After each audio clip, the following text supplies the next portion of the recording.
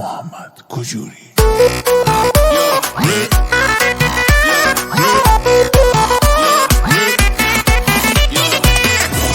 اینجا که گذرگاه پلنگه، اینجا که شکارچی فقط مطل منگه.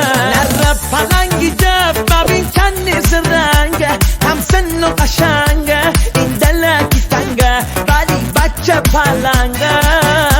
هی غریاشتی مداشتی و ناشتی، من محبوب دلها نسور دکشتی، اینه که عجولی تو میقرور دکشتی. نره پلنگ لره دکشتی، نره پلنگ لره دکشتی.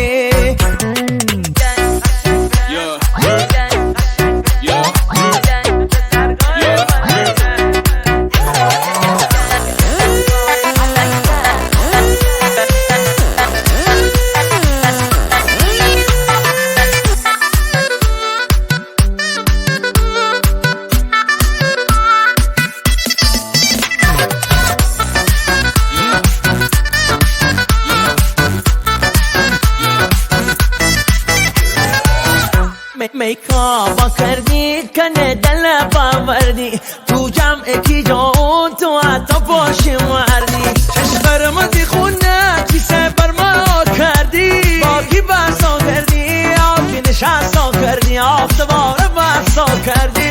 هی غریاشتی مداشتی و ناشتی، من محبوب دلها نسور دکشتی، اینه که عجولی تو میقرور دکشتی. نره پلنگ لره دکشتی، نره پلنگ لره دکشتی. گذرگاه پلنگه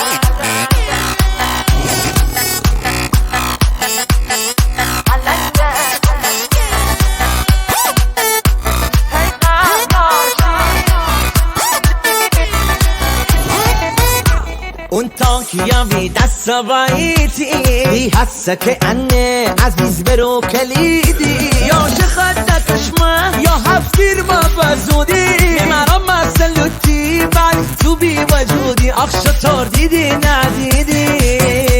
هی غریاشتی مداشتی و ناشتی، من محبوب دلها نسور دکشتی، اینه که عجولی تو میقرور دکشتی. نره پلنگ لره دکشتی، نره پلنگ لره دکشتی.